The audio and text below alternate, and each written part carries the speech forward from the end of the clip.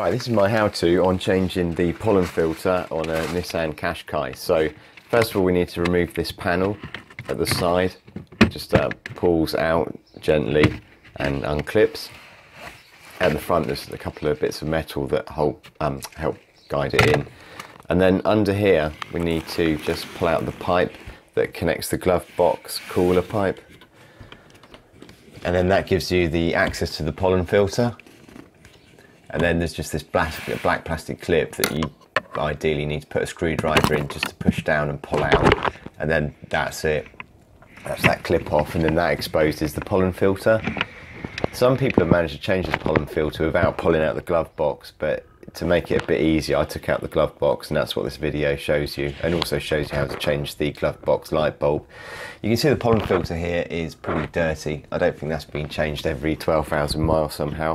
That was the pipe that leads up to the glove compartment. You can cool that inside if you want. So we just need to disconnect that.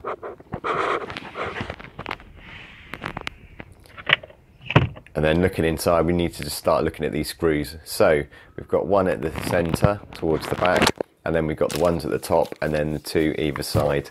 I don't know what that stain is. It looks like sweets or toffee or something, but it's not us. Anyway, so these all come out fairly easy. It's difficult because I'm trying to film it, so the whole process shouldn't take longer than probably 12 minutes, maybe 10. So yeah, just get all these screws out.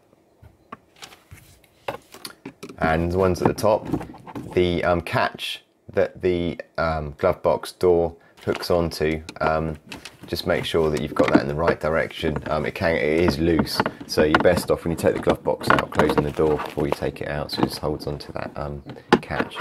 So yeah, just getting rid of these screws.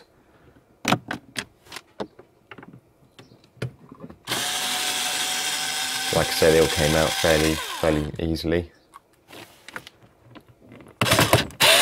And then the glove box just drops out. You've got to remember to remove the light at the top. This bulb seems to be on all the time when you put the key in the ignition, so mine was blown, so I replaced that.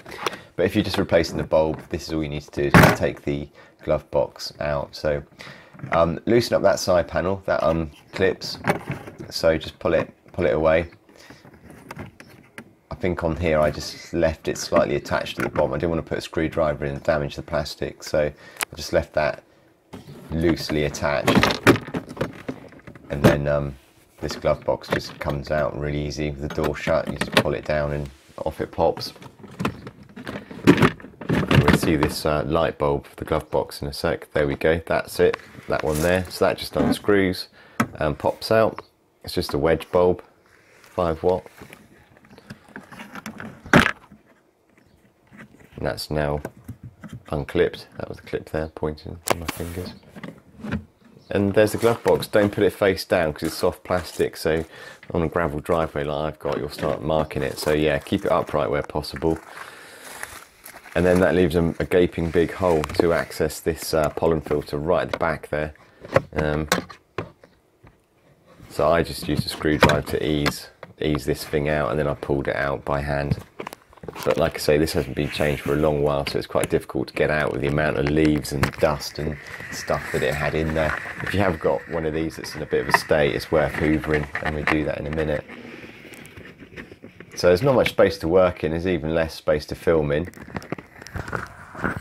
Straight away you see that what looks like to be a black motor that I'm going to remove. That is for the heater control. So it's got a gear wheel on it, so I just took these screws out and then removed this, and then just make sure that that white plug was disconnected at the back before taking it all the way out. It's hard to get the plug back in with it in place, so you want to put the plug back in and then put that back in place, this motor. But you can see there it is, there's the plug hole, and there's the gear wheel, and when I reassemble I check that that's still working. So there we got just the pipe in the way really, which I push out of the way. That's that glove box pipe I keep talking about.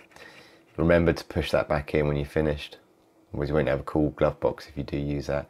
So yeah, all the bits and pieces are now coming off and falling out. It is a bit of a mess. There's the flow So it's going towards basically towards the passenger and driver, the flow. This, although it looks dirty, it's a carbon activated carbon one, I believe. They give a slightly grey appearance, but what they don't normally give is half a ton of leaves when you buy them new. I didn't actually get a carbon activated one to replace. I got like a Comline, just a plain white one, but as you can see, that must have been in there for ages. If the car hasn't been serviced by Nissan, I don't think that these get done.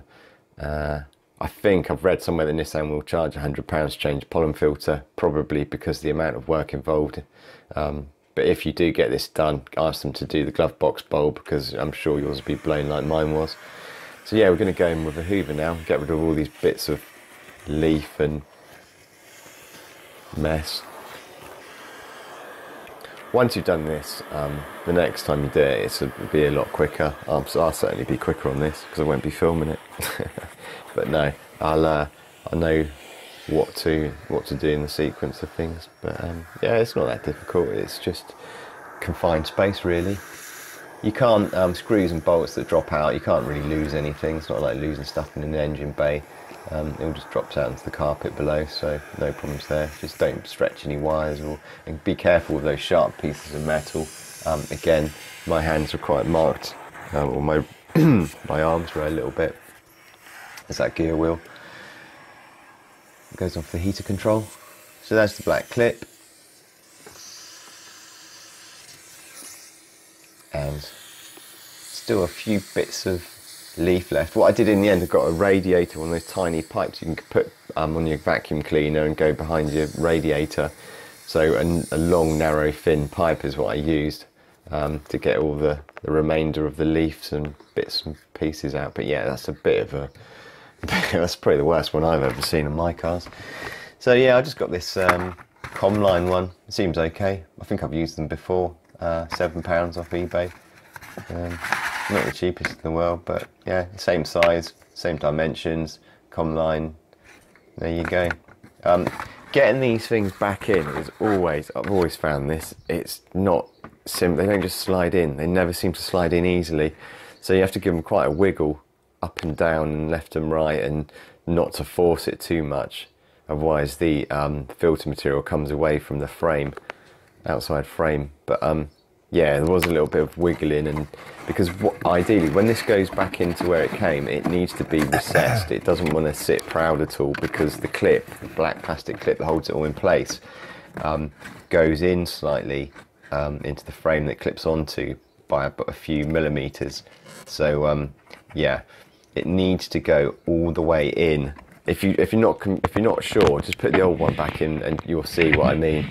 It will be a slight gap like that one is there. So yeah, and then it's this black clip that just pushes on, pushes in at the top and then clicks into place at the bottom. The heater control motor, just line that up with the gear wheel. This was really hard filming this, so yeah, line up the gear wheel, get the screws, bolts, whatever they're called, back in. I would say use just a Phillips screwdriver on this stuff, because a power drive like I was trying to use was just a bit too much for confined spaces. But you can see there the gear wheels are in place okay, that looks fine. And then I just started up the car and played around with the heating controls just to confirm that that did run up and down. And it seemed to be, yeah, for the heat control. There's another one, a white plastic one above there, it's moving freely. There's another one above, and that seems to do the vents, like the controlling the bottom foot vents, the screen and the front vents. That needs to be pushed back into place. Make sure you do that. There's a clip above it that just needs to push and click into place. So the glove box just goes in nice and smoothly. Remember to change your bulb, like I said earlier, glove box bulb. You need to put that back into place.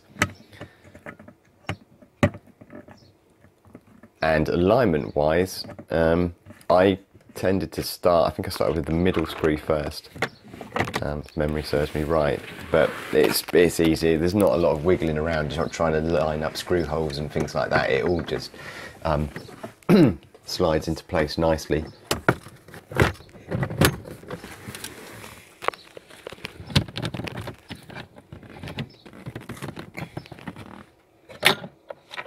So here we go, we've got that side panel, that's still pushed out. You don't want to push that in just yet until you've got it sort of in position, and then that can go into place. That is the controller for the cooling. Just put your finger in there, make sure that pipe lines up roughly with that hole. You can see a bit of the foam there, but my finger goes in there. Okay, so when the aircon's on, it will cool the glove box.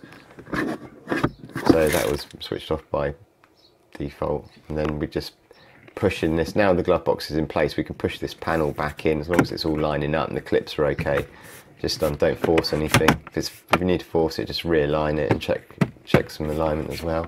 So that's in place now, all looking good. And then we're just putting those screws back into place. So there's that middle one, and then we've got the ones either side. It's me fiddling around with a power driver and trying to film. Not good idea. Tripods were just not going to be an option in this, and I had no one to film so for me. Right, so I'm getting there. Last of the screws going in. If you've got any questions on this, don't forget to ask me. And yeah. It's quite a long job really to do this, probably longer to edit this video. So yeah, here we go, these screws just getting tightened up. And it's all looking good. I'm not sure why, I might look into that, why the bulb stays on all the time for the glove box. But so yeah, it's a bit rough, that glove box, but anyway. Side panel, don't forget the alignment. There's a piece of metal at the front. You might have bent that like I did, so just pull it out gently, and then that at the front, just push the panel back on so it's aligned into the holder, and then push it against the panel there, and then yeah, that just clicks into place and job's done. So thanks for watching this. Don't forget to rate, subscribe, and I'll catch you on another one. Take care. Bye.